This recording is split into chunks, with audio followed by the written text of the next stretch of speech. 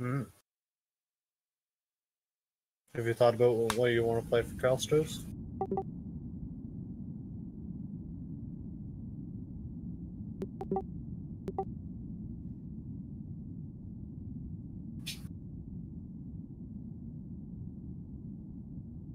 Huh. I mean, you got time, so no rush.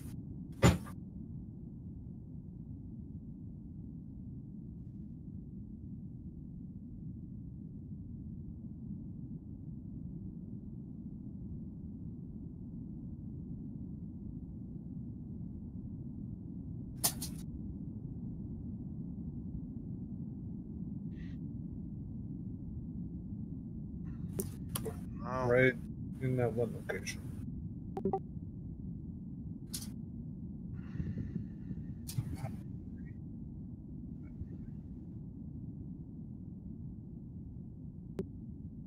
I've still got the old map up because apparently the stream ended 11 minutes ago.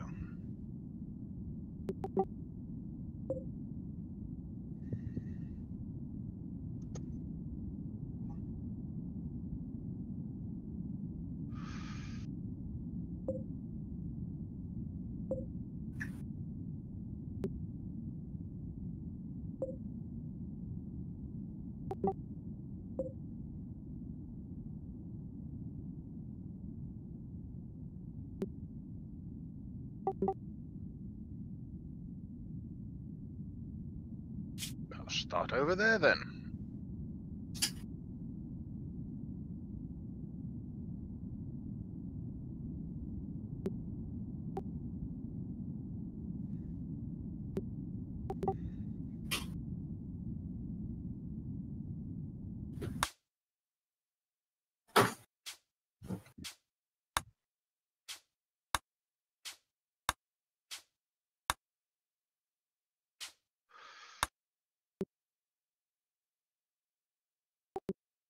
Need to make another caravan route.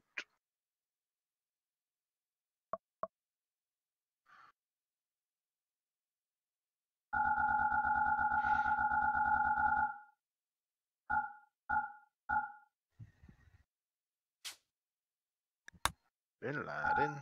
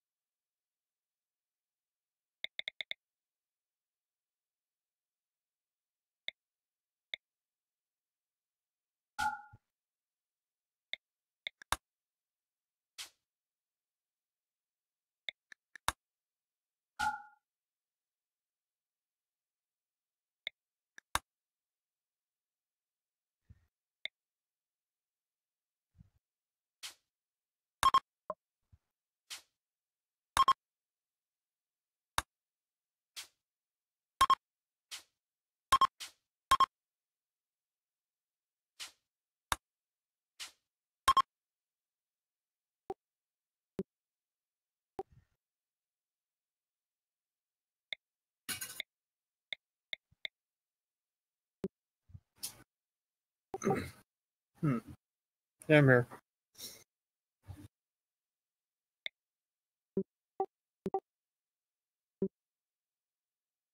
I don't know. The doctor looks good. It's pretty much what you was last time, I think.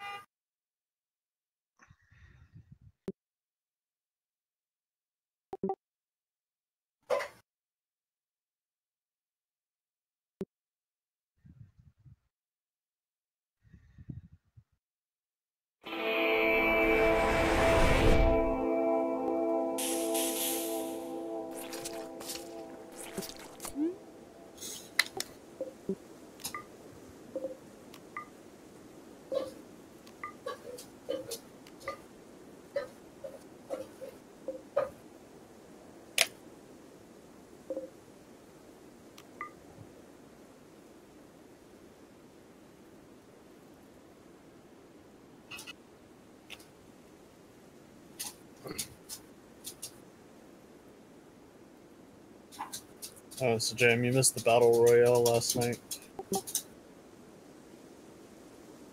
Yeah, I know.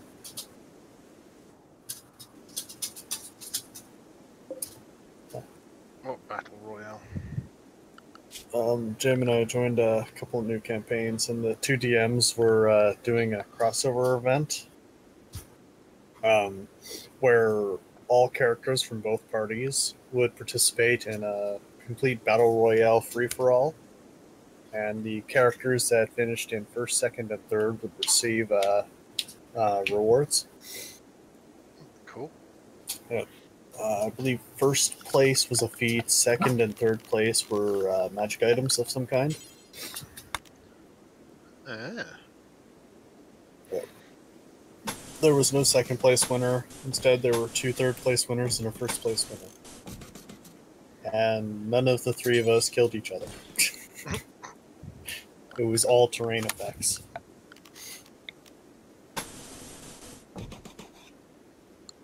I lost by 1 hit point. The lightning did just enough damage to put me to 0.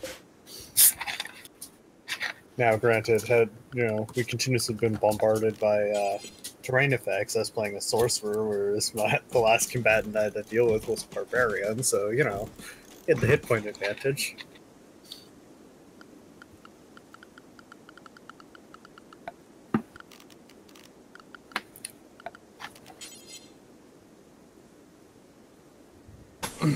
But I managed to get him with a whole person. I was getting ready to just go Ray of Frost, Ray of Frost, Ray of Frost. Since in 5e, Ray of Frost is like a D8.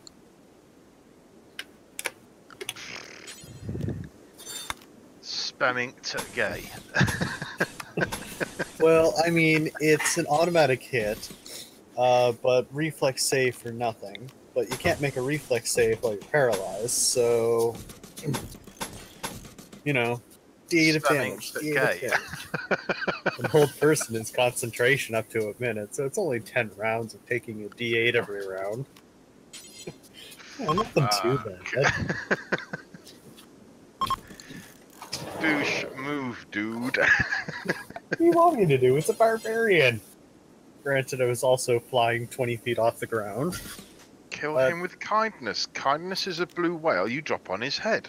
I tried. They threw magic missiles and axes at me, and the barbarian breathed lightning at me. It didn't work. What? The barbarian is a dragonborn. Oh, fuck. So he's got a... Yeah. He's a lightning dragon. He has a breath weapon. Lucky for me, my character had resistance to lightning. Yeah, but he can only do that like once, can't he? I think it's either once per long or short rest, or it's on probably a die cooldown. I know normal dragons have their breath weapons on a die cooldown. Depends on what edition. On some editions, they can only use it so many times a day. I think it's 3 times a day or whatever. I'm not sure. Give me a second and I will tell you.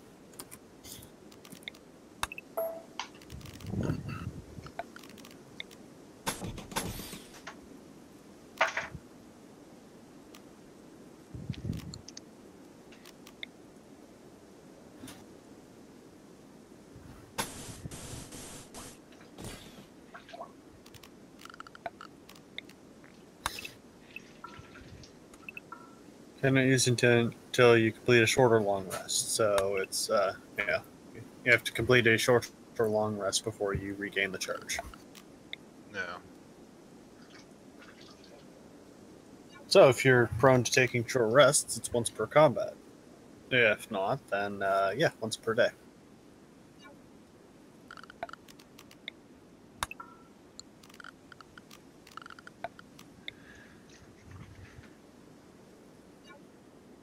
I think giving a player character a breath weapon's always a bad idea. No? Well, it's like giving them a mini fucking nuke. It's not going to end well. They're going to overuse it, and I mean, breath weapons are strong. They're not that strong. There are stronger attacks. A lot of third level sorcery wizard spells have larger AoEs and scale harder. And you can get that by 5th level. Yeah, but the breath weapon, oh for fuck's sake, with a barbarian, you can just go rage, attack, attack, attack. Oh look, breathe. Yeah, but it's not like the breath weapon is getting the bonus damage from the rage. No, but it's fucking point blank on something that's already been injured. Yeah, this is still reflex for half, and it's only like what scales D8 per 2 hit die or something like that. I don't know what it scales in 5e. I think it was like by 4th level, or I think it was 3d6 or something like that. Overall, it's good. It's just, I mean, there are stronger things that aren't that difficult to acquire. Yeah, but for a fucking barbarian or a sword and board fighter, they're not really going to be acquiring those things unless they do some really stupid fucking multi-class and shit. I suppose. But still. It's not that bad. Especially since the Dragonborn, I believe, gets a reduced range version as well. They don't have like a full grade Dragon Breath weapon. Well, no, because they're not fucking like 60 feet or more bigger. And even a baby dragon is like a 60-foot breath weapon. Yeah, but a baby dragon's still like 20, 30 feet. Baby dragon's like size small. About the size of a house cat. That's not a baby dragon, that's a pseudo dragon. No, pseudo dragon at full growth is that size. A baby dragon normally is roughly about the size of a pseudo dragon. Bigger from that size to Why have you get eggs colossal. that are bigger than people, producing something that's smaller than a cat? That makes no sense. Dragon eggs aren't bigger than people, to the best of my knowledge. Well, we'll agree to disagree on that, because I've got one of the Dragon Bestiary books that's got the different sizes of eggs and breeding cycles of dragons for if you wanted to populate your world with them, and ugh. Let's see, monster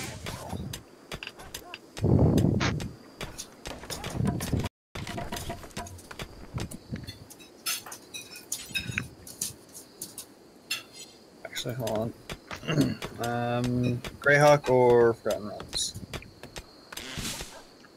Not one second. Fuck off, you. I don't care, you're Polish. You're gibbering at me in an unknown language. One second.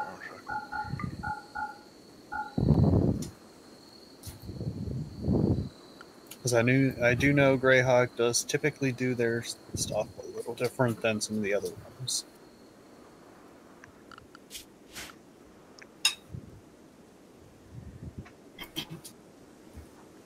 Thank you.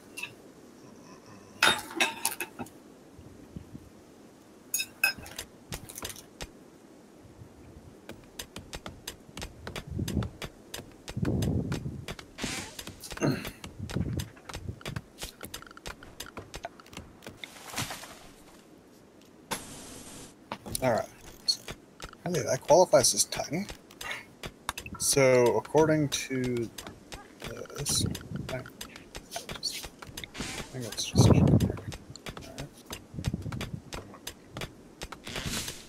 a wormling is size tiny, being around 2 feet. Let's see, it takes the space range of 1 foot and 2 feet by 0 feet. All goes on the dragon roll. Hmm?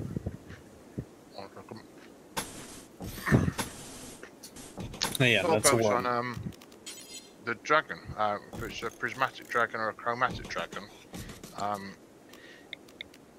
For instance, metallic dragons lay bigger eggs. Chromatic dragons lay the smaller of the eggs.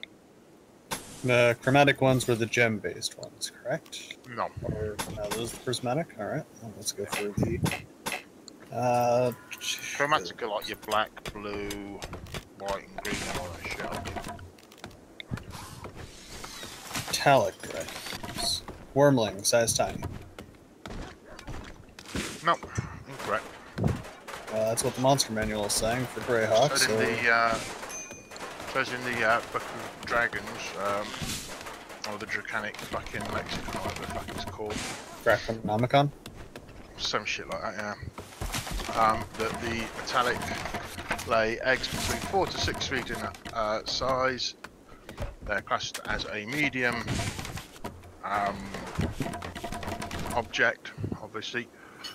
And the young dragonlings that emerge are vary in size depending on the thing. The black and shit like that do the tiny eggs and obviously the tiny dragonlings, but you ain't gonna get a tiny dragon out of a medium egg unless it's a ridiculously small runt, and then it's gonna get eaten.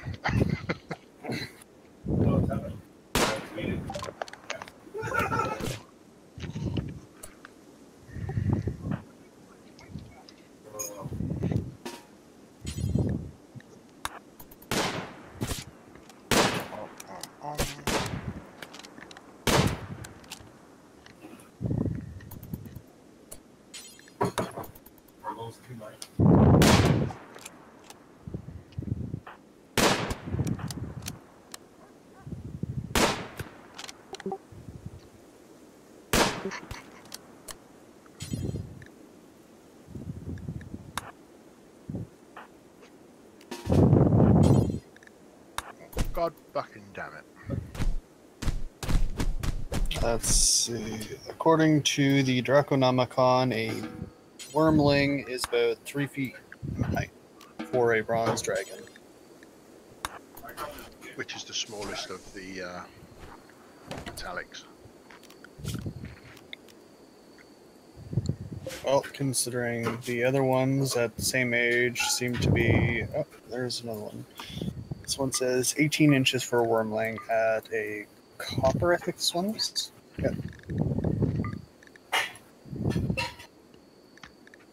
Yeah, wormlings are not, 5 feet plus for so far any of the dragons I'm seeing, even in the Draconomicon. Gold fucking baby dragon. 4 feet high, 6.5 feet long.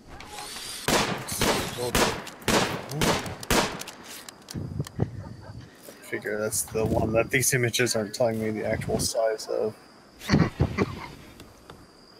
Oh no, but it does look like it is saying that the gold is size medium.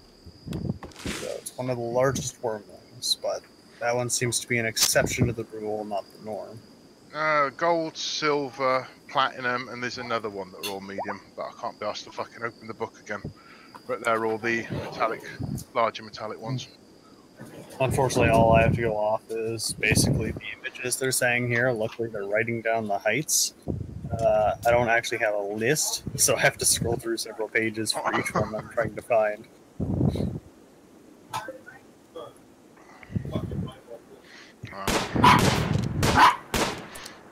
I happen to have had the book on my table because I was looking at some shit earlier for a friend. Samples. So you wanted to know how angry a dragon would be that a group of his adventurers had just gone and destroyed 4 of the eggs that were close to hatching. And I went, Oh, very. I went, what type of dragon is it for a start? And he went, it's a black dragon. I went, well, they're not the best of temperament anyway, and the fact that it takes almost 600 days for them to fucking hatch. Yeah, it's going to be pissed that it's spent 2 years fucking guarding that, fucked off for something to eat, and these pricks have come in and smashed its eggs. Plus, I mean, the dragon probably would have been trying to kill you anyways, since they're usually evil. Well, the dragon wasn't present. They'd nipped in as it had gone to feed or whatever. And rather than just stealing some of the treasure, oh look, let's also destroy the eggs. Yeah. I mean, you steal a dragon's treasure, it's going to be mad and possibly hunt you down depending on how much you take. You smash its eggs?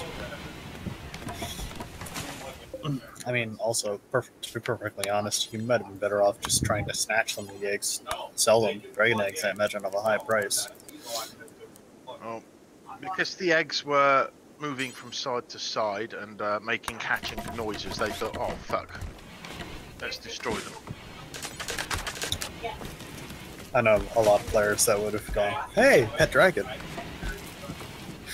At that. Had it have not been a black dragon, so black or red dragons, I tend not to fuck with them because they don't make the best pets and they make backable foes. The first dragons I actually encountered was a black dragon. I think it was size large. Me and my ranger buddy took it out in one round.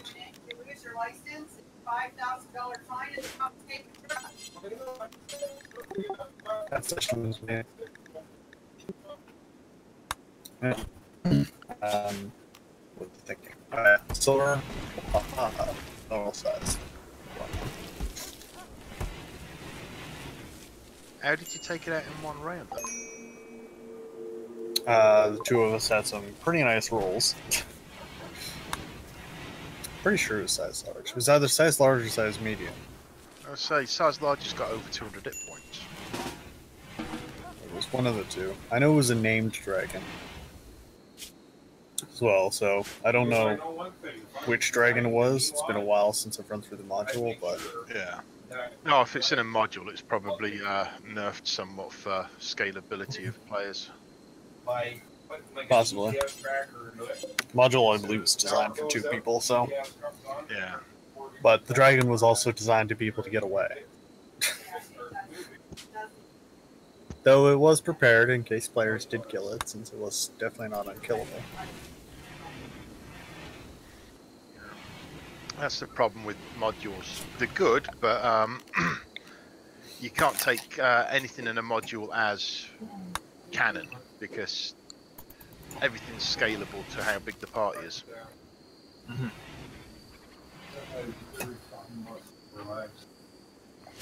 But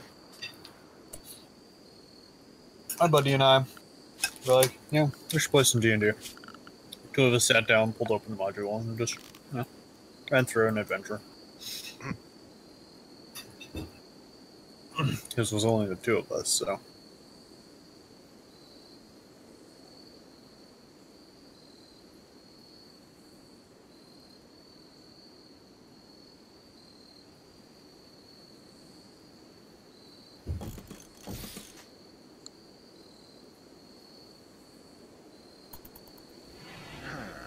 To road or not to road? That is the question. Are you trying to be safe?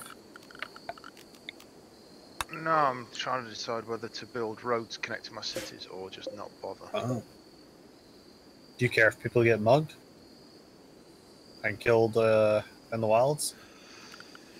I've got sentries posted all along the places. It's just that it's obviously going to increase the speed the caravans can travel at. Yeah, roads are probably better than not having them. Faster income in addition to ease of troops transporting across the roads. Oh, this way you can get sentries to keep positions faster. I don't have to worry about that because fucking civilization is playing. Blah blah blah blah blah.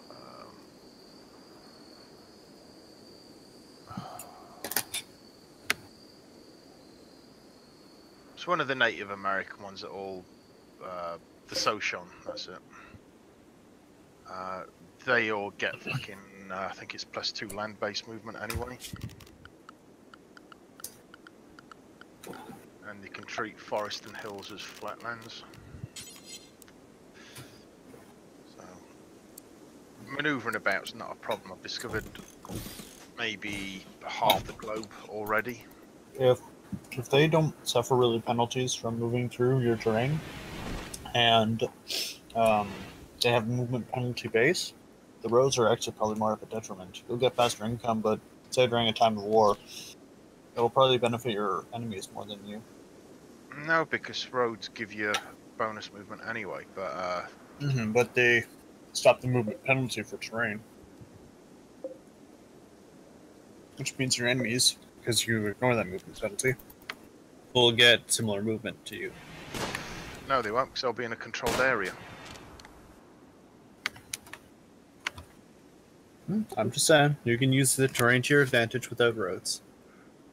I'm aware of that, but the caravans are struggling, whereas my troops don't have that problem. Anybody that comes into our territory will be in enemy territory, so they don't get the benefits of the roads.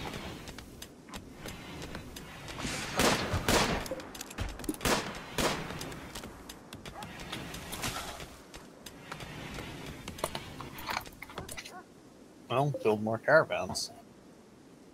Well, you're sort of like limited to how many you can have by. Don't caravans automatically build roads in that one? No.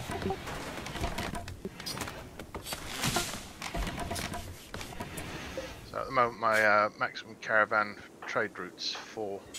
And there's some technology that I can discover later on that'll increase that as well. But then you must construct additional pylons. no pylons. You must construct additional pylons. Fuck are you? You must construct additional pylons. I hear what you're saying, but my response is still, fuck are you?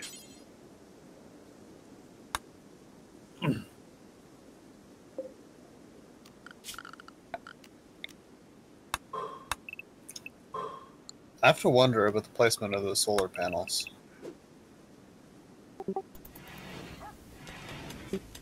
In tight Yep. In tight proximity with your wooden home. So if they catch fire,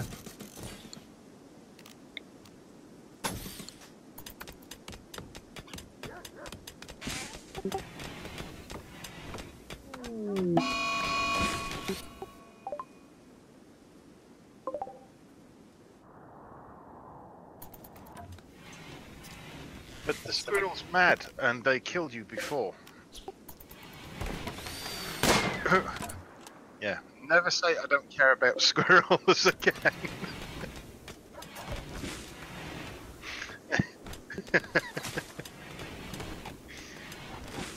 Yeah, that was really fucked up.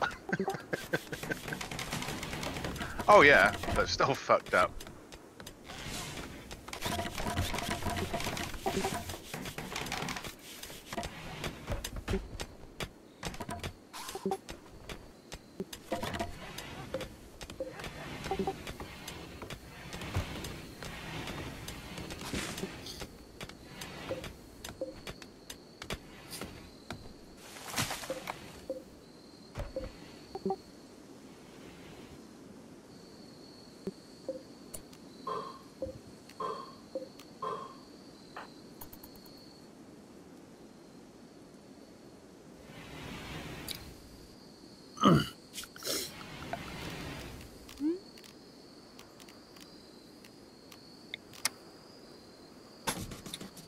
yeah, my main problems with dealing with the Dragonborn was he had a lightning aura around him that required him to try and make a successful. I think it required him, or did he just have to be? I think he just had to be in proximity. Now that I think about it, so he had a method of doing damage like that, in addition to the breath weapon. That's bullshit. I mean, not really.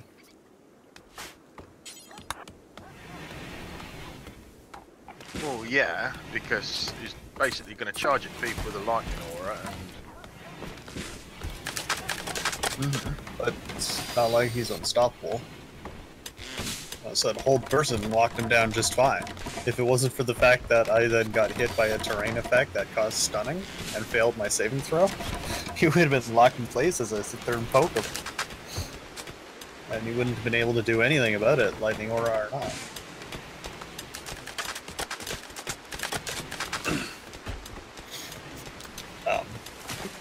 but it gave him methods of hitting me even while I was in the air. That's why I always make sure my character has a ring of freedom of movement.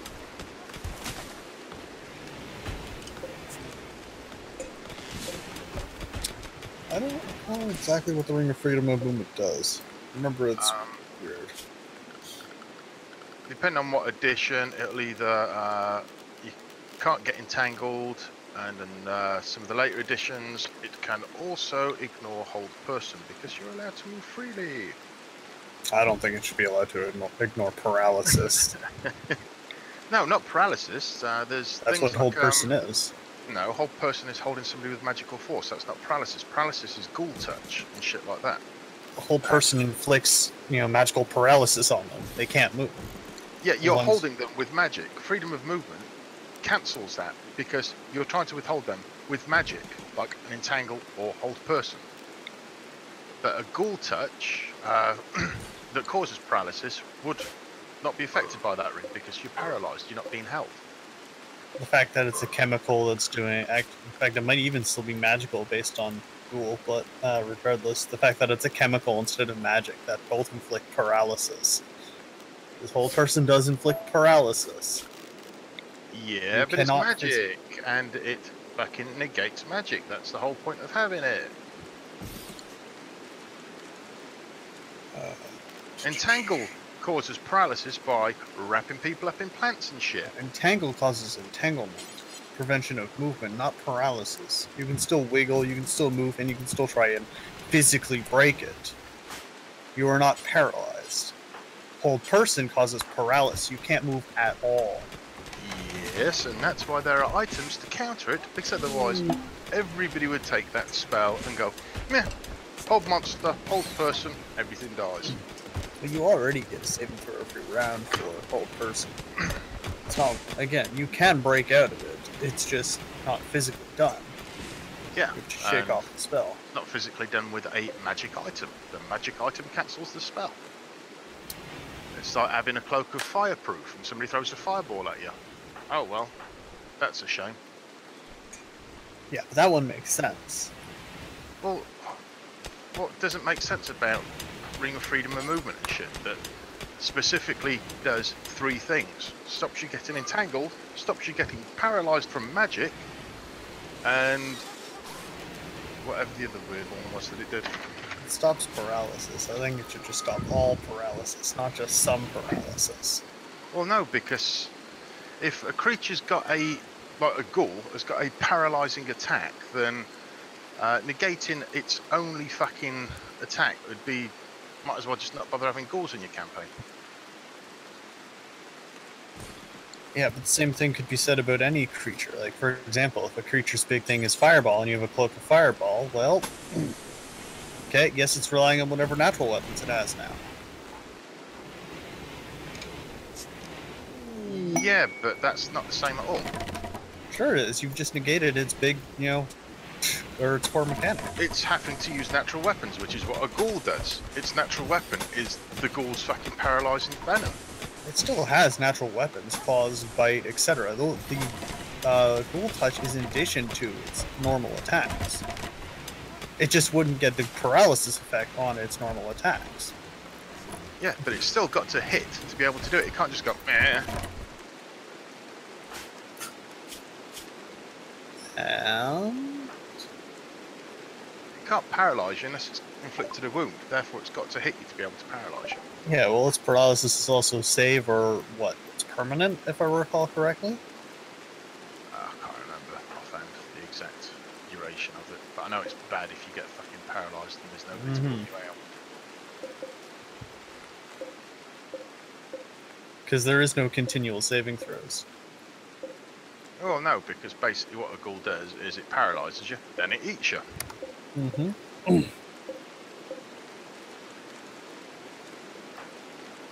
And there are ways, I believe even magic items, that give you Ghoul's Touch.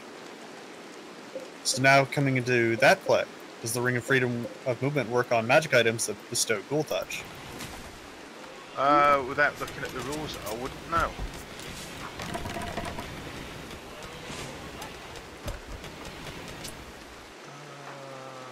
No, don't want that.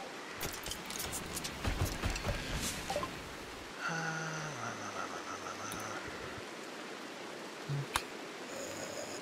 17 turns. How many turns away Magic is Arrows. that? One character set, 5th edition. So, It's 10 turns, so we'll build it there instead.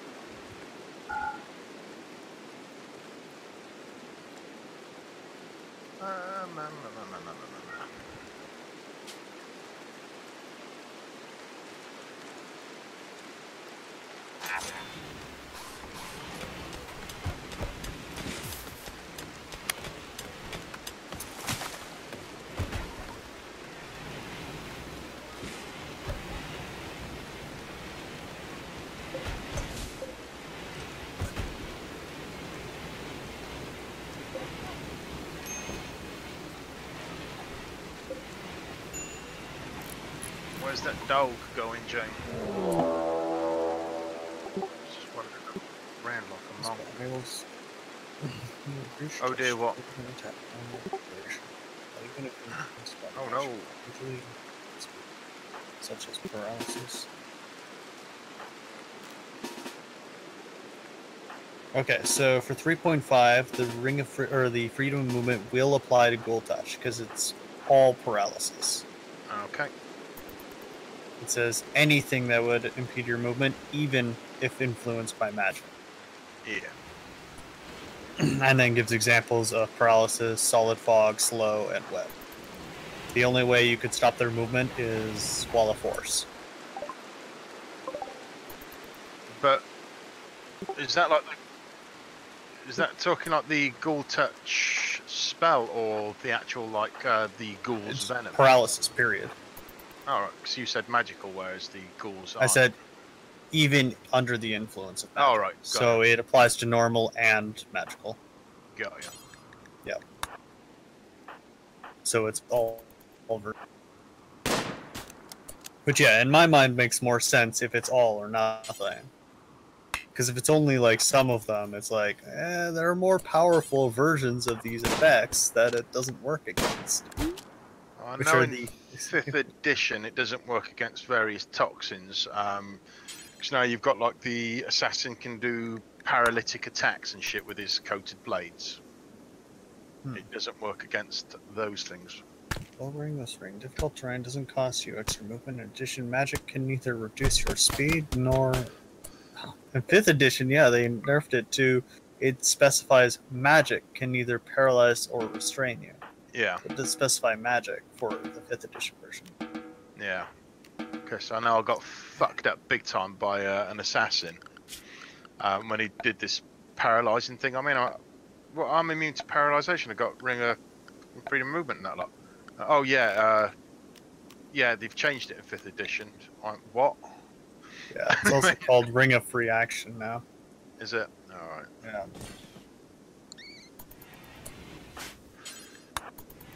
Probably because of the change, which is why they called it that, I guess. I don't like it when they nerf shit that worked. A lot of things got reworked in 5th. A lot of things got more powerful, less powerful. One of the biggest changes was everything got more hit.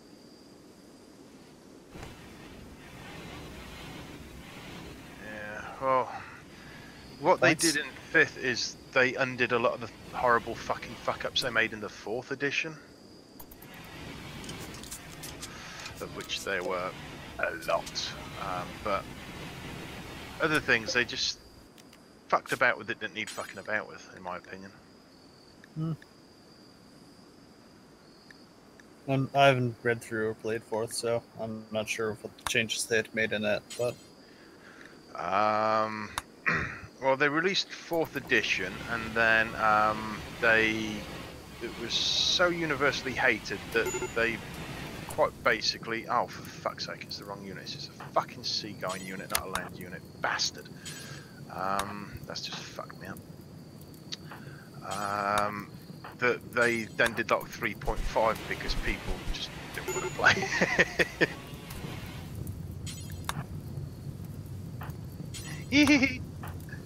I'm an arsonist. I found matches.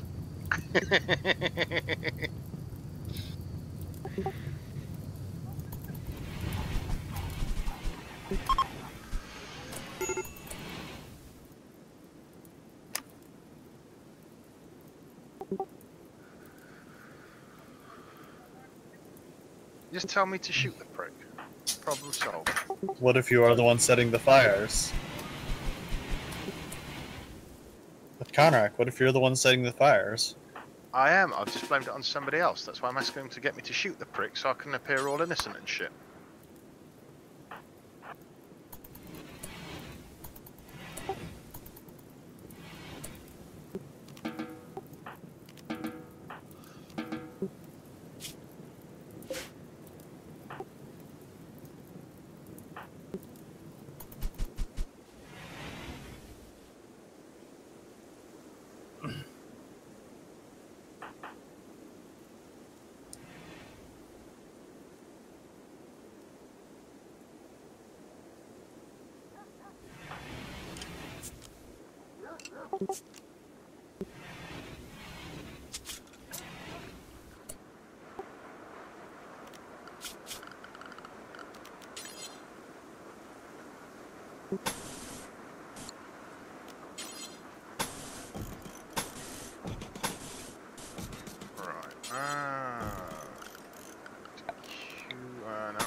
Purchase, I should say.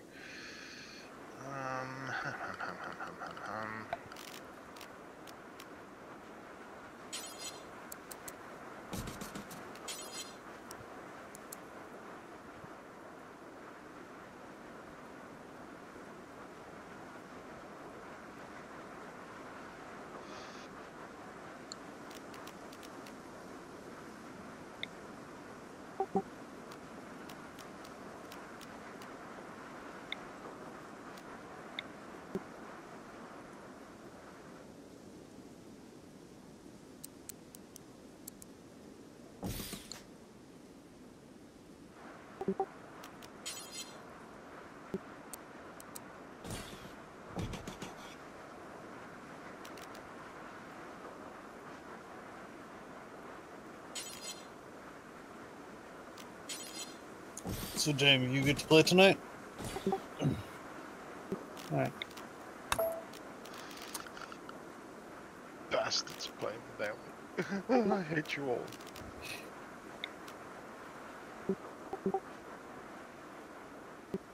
Yeah, it does suck when I've got friends that don't invite me to games. I agree with you, James. You all suck.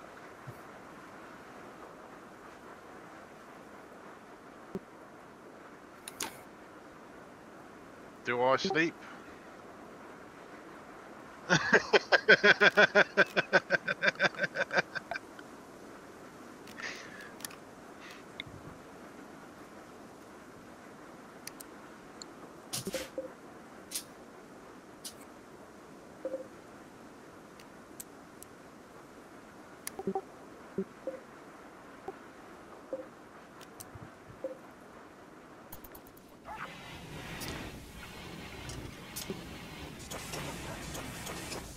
If it's played on Thursdays, what about your Thursday campaign? Yeah. It starts usually at like 12 o'clock ES or 12 o'clock AM EST. Or around that. So his session, or all the sessions we've had or have, and prior to these ones starting. Right. Technically, for me, they start before, but you know, technicalities.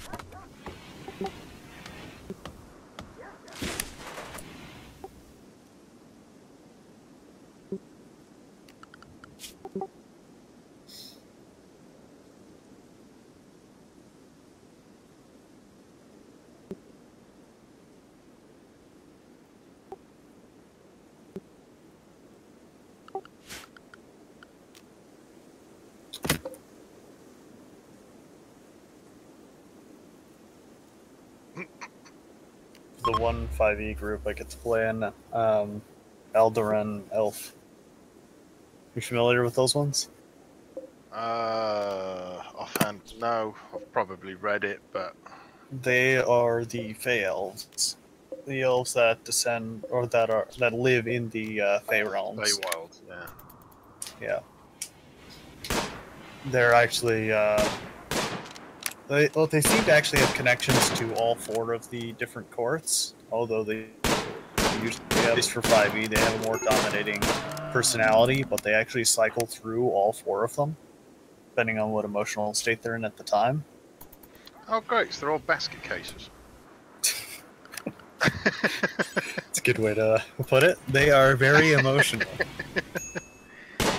But they also get unique powers based on what court they're in at the time. Wow. Pick a fucking court and stick with it, you bastard fucking flippant twats. I feel a bit summery today. I'm going to be nice. Tomorrow, Oh, I no. be a bitch. Autumn is nice. Summer is freaking zealous. Well, they're not using the actual folklore then.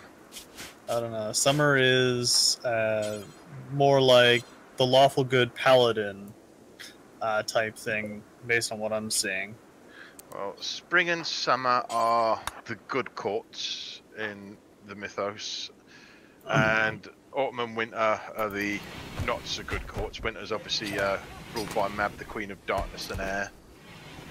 Yeah, what they've done for this one, at the very least, the emotional states that are tied to the different courts, are summer is aggression, spring is cheerfulness, autumn is generosity, and winter is sadness. Okay.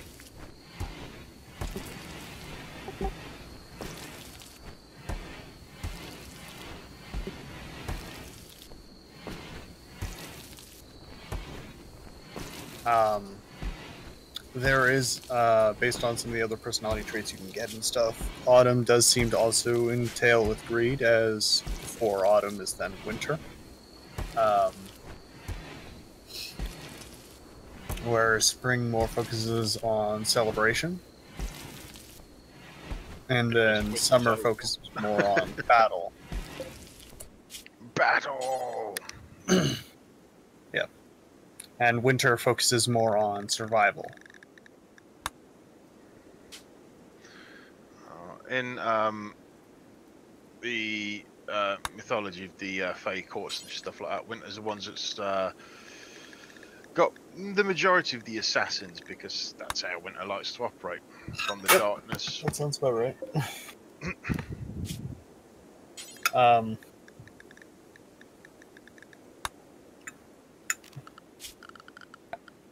I would imagine that would be fairly accurate to winter. But then again, these are also the traits of the elves that inhabit the, or that take on the aspects of the different courts, not necessarily the overall views of the courts themselves. Yeah.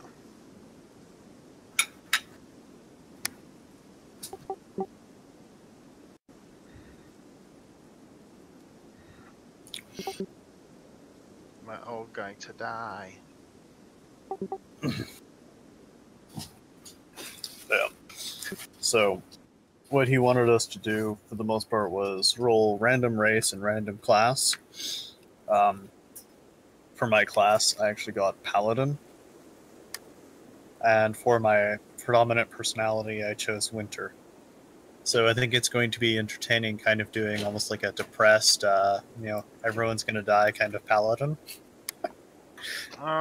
Well, you could also play it like an anti-paladin, where you're not really that bothered about upholding law and order. Oh, definitely. I'm chaotic neutral, since I don't think there's an alignment requirement in 5e for paladins. It goes on the deity you worship, because obviously... Right, you reminded me, I have to decide on what deity to worship. Because 5th edition allowed you to have paladins that were other than lawful good.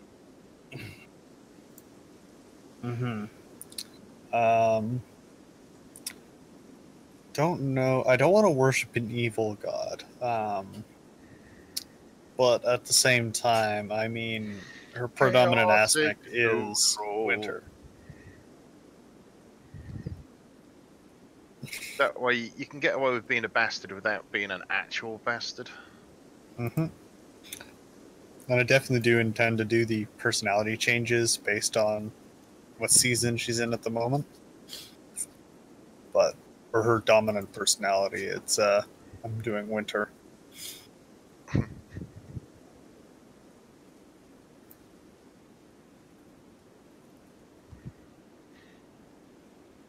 Finally, fucking Jesus Christ. I'm waiting for that prick to appear for ages.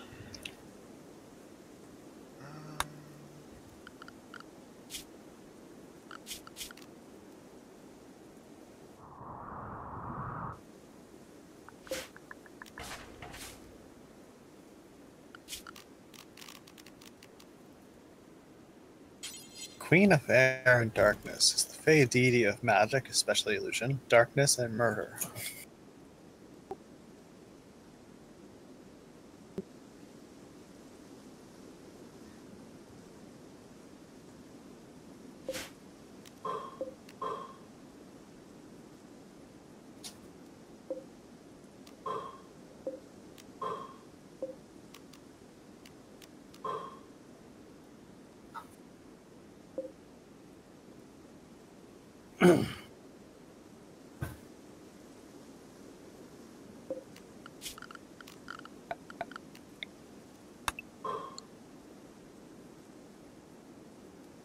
I say pagoda time. It is pagoda time. I'm building pagodas over here. If I recall correct, I don't believe paladins get any actual benefits based on their god.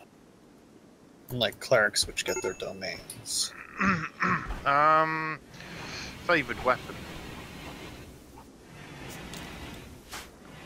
The hell would the favored weapon of the Queen of Air and Darkness be? Blah blah blah blah blah.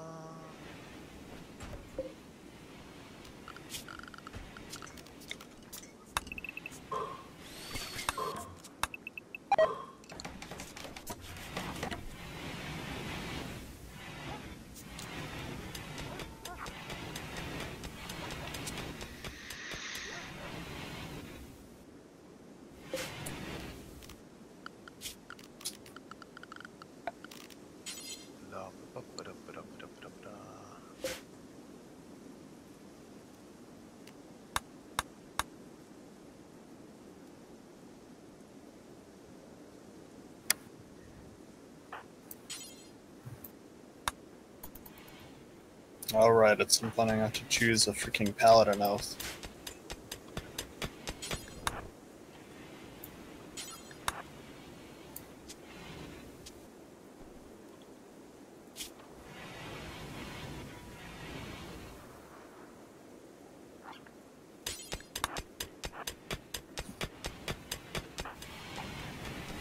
Okay, so I can't choose Oath of Devotion. Yet the devotion binds the paladin to the lawfulest ideals of justice, virtue, and order. Yep, nope.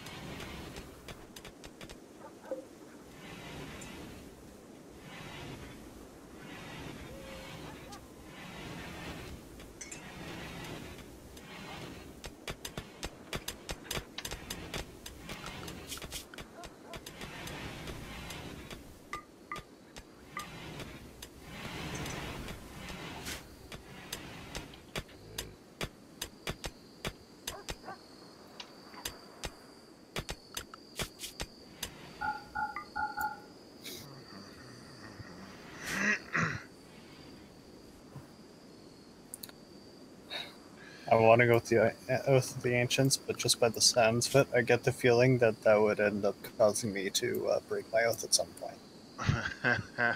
Oh yeah, the preservation of all life. I don't know if that would work well for a winter paladin.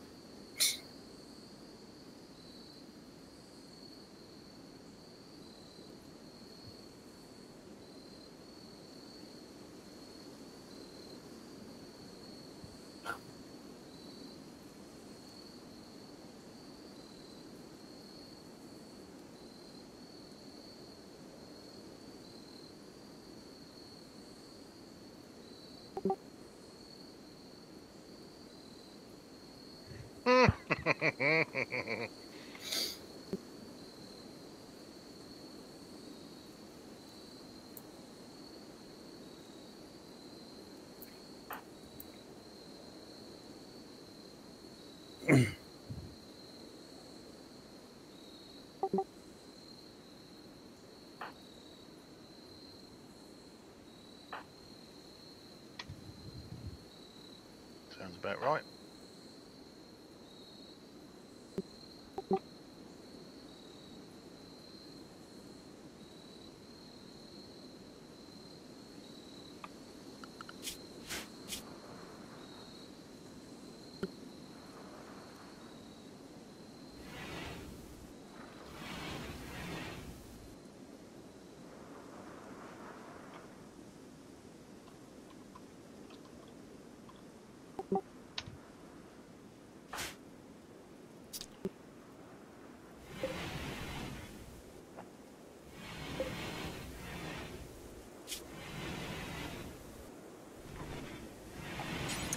Well, the Aged Oath would definitely work well for spring.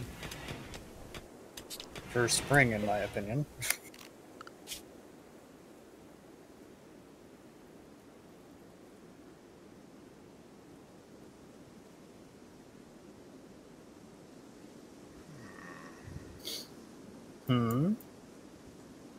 I'm finding some conflicting fucking things there. What are you looking at? Finding out what Mab's favoured weapons are, and I've got so far there's 3 different. 2 of them are matched up, but say there's 3 things are saying 3 different things. So I'm just trying to find. I'm the official one.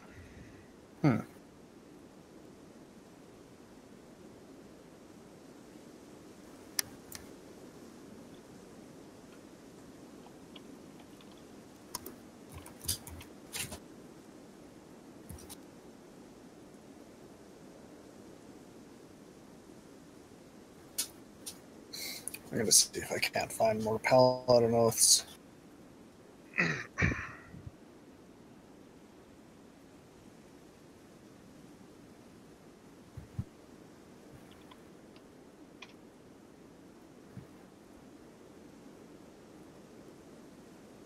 I'll be right back. Okay.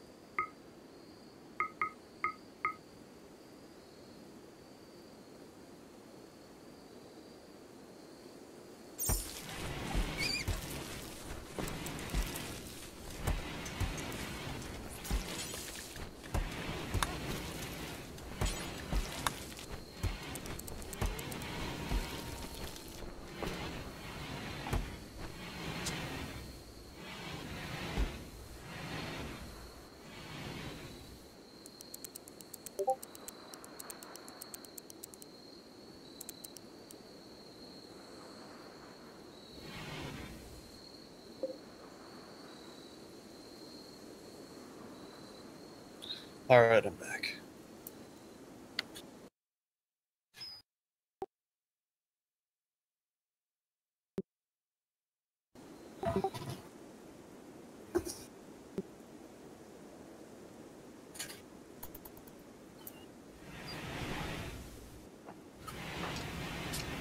Five more hours and like 45, no, 46 minutes to go. Mwahaha.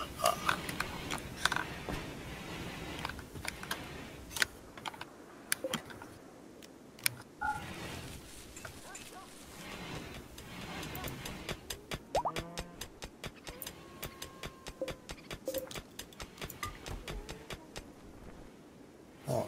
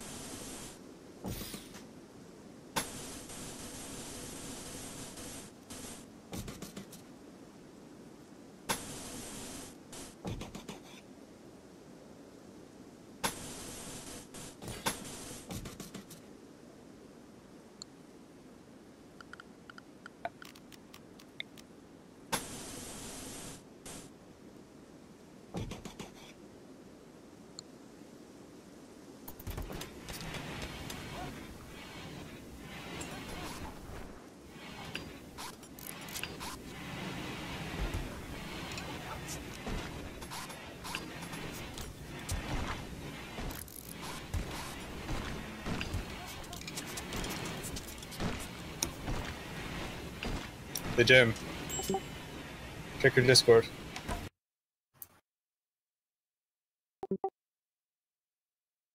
Probably PMs. Kels sent you a message.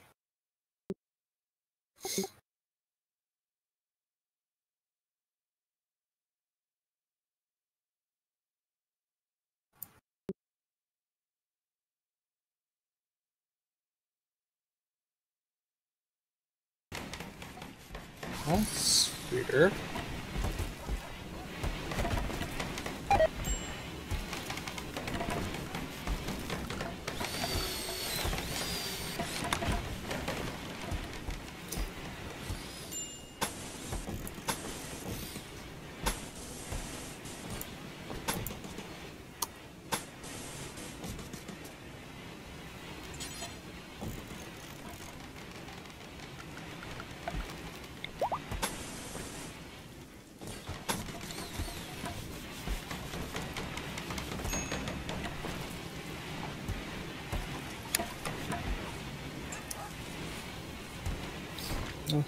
We have a few minutes. It's not there. I'm gonna send him a message saying never came through. Ah, there it is. There you go.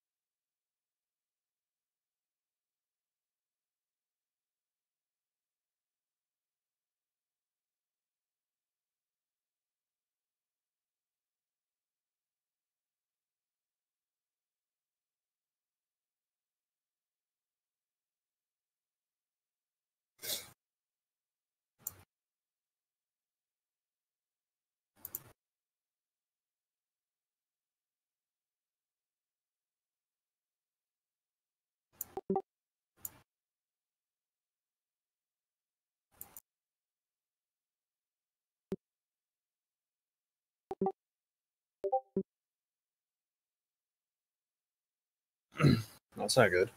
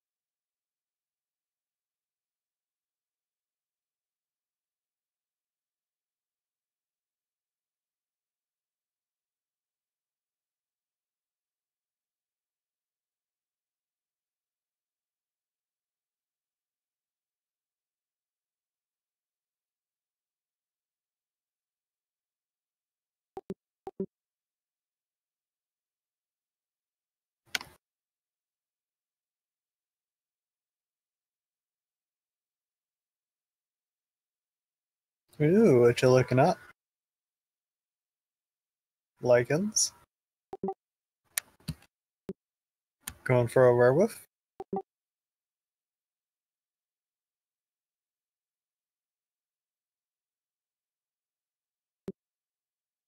Meh. Meh.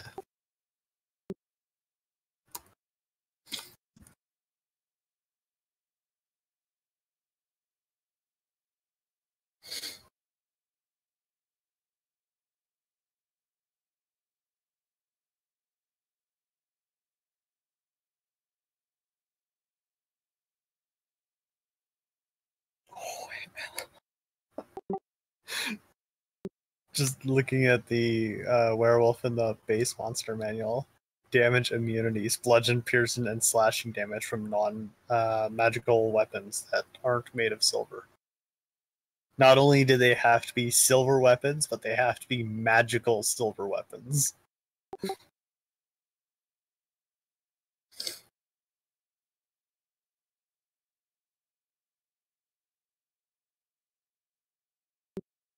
Well, I mean, you're still susceptible to magic, but and he could also limit it by you only get them while you're in your werewolf form. Did you read that correctly? Because I thought they were susceptible to silver or magical weapons, not Damage immunities, non-mundane. bludgeoning, piercing, and slashing damage from non-magical weapons that aren't made silver. Or that aren't silver. Yeah, so silver weapons and magical weapons will hurt you, but normal weapons won't.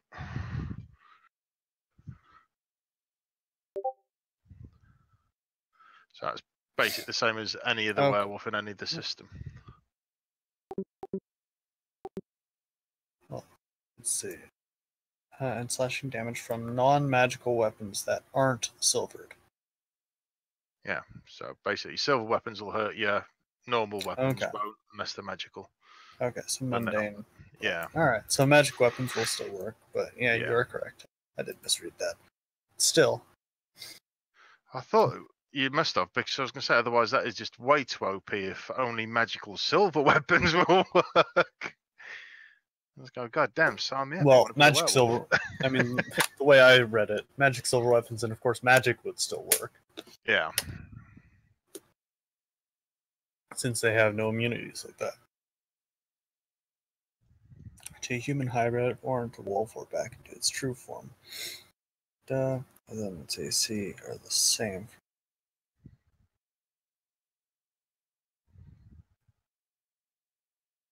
Ooh.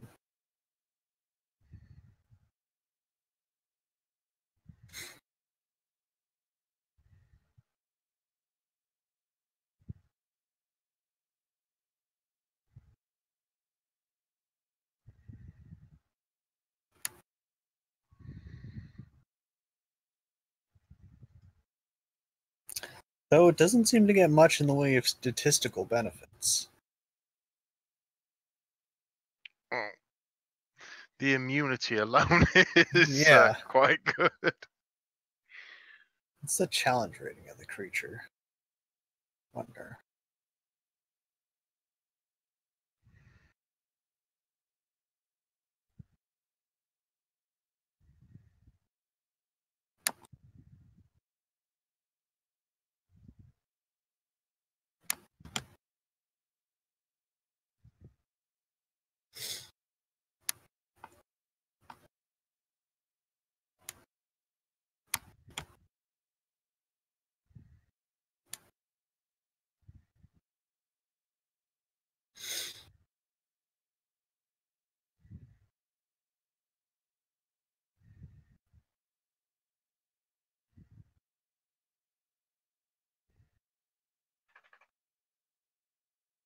Although that's definitely a nice upgrade on its resistances from 3.5.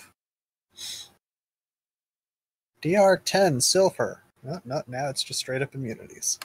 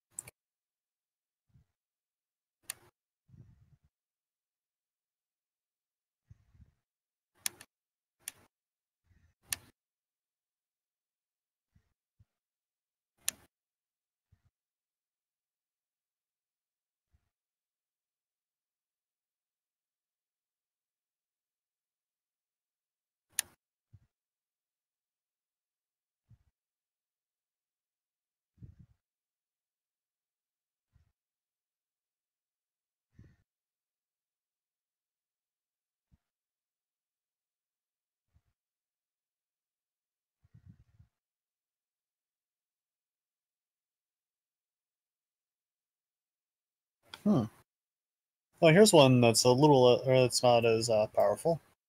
I don't know if you're interested, or if you're looking through for ideas. Okay, why did you not copy and paste the link?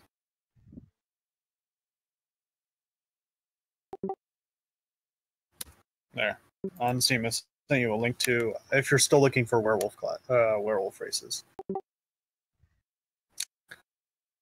See, I don't know why it gets a +1 charisma, but okay.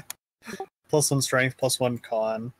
It gives you a vulnerability to silver instead of having resistances that are, instead of damage immunity, it gives you regeneration. So as long as you have 1 hit point, you regen 1d4 plus your con modifier health back every round, and you take half damage from all oh.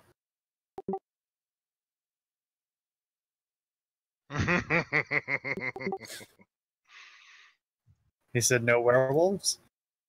Werebears?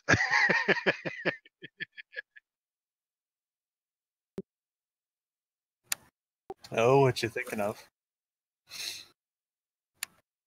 You're not thinking of something stupid like a Rakshasa, are you?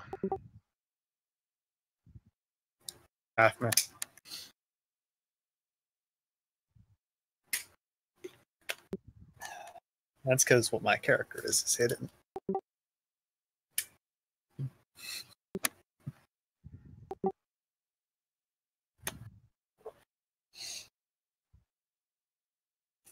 Don't worry, you don't have to be scared by him, Gonrak.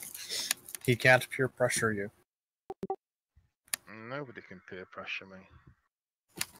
Hey, that's not true. You can peer pressure yourself. No, I'm immune to peer pressure. What, is he allowing homebrew shit then, is he? You can't see it, but I'm nodding my head.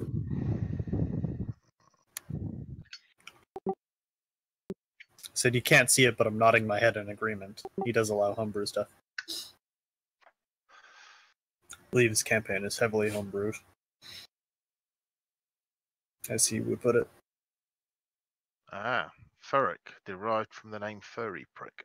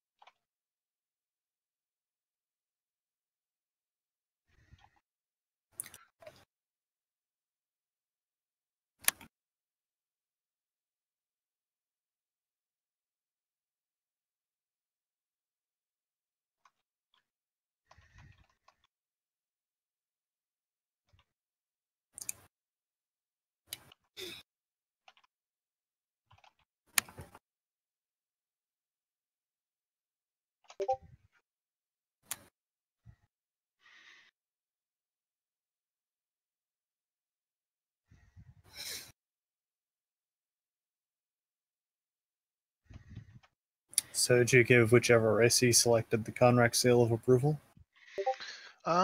It's potentially doable. Depends on obviously how he plays it. But I wouldn't have a problem with that if I was allowing homebrew, because it's not ridiculously overpowered. In fact, it's not overpowered at all. As homebrews go, that's quite a fucking sensible homebrew. Well, do you know what I mean? 'Cause normally, like, a lot of the homebrews have got like 18 fucking pages on. They get bonuses to this and that, and boo, boo, boo, boo, boo, and they can kill a dragon just by farting in its general direction.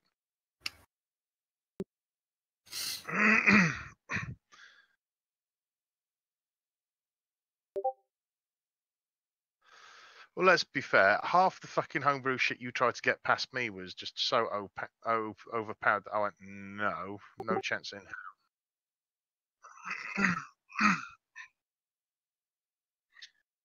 Oh, yeah, it did look fun, but the fact that some of the things at a certain level you turn into a fucking dragon or you become a demon lord and shit like that, it's just like, yeah, at that point you've broken the game.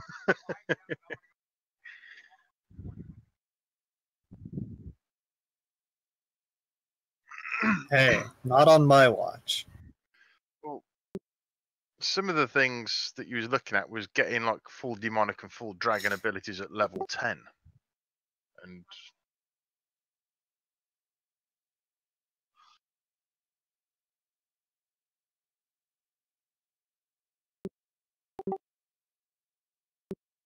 there's a thing of you become like an elder worm at level 15 or whatever the fuck it was.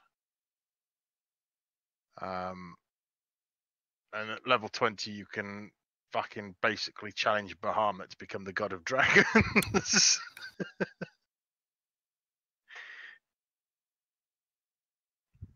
Which would have been funny if Nick had have ended up having to worship you.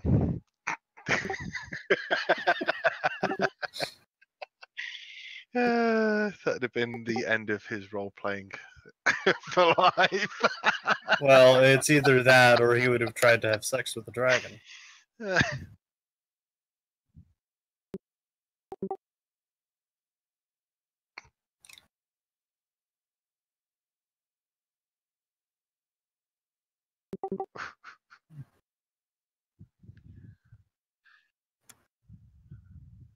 And no one said you had to feel it. What he'll do is he'll get his charger, his horse to charge. He'll stand on its back, and he'll get it to stop suddenly as he flies forward, head first, into your puckered butthole.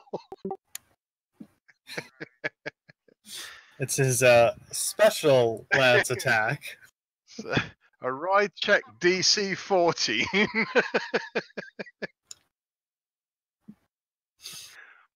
Wait, who has to make the ride check here?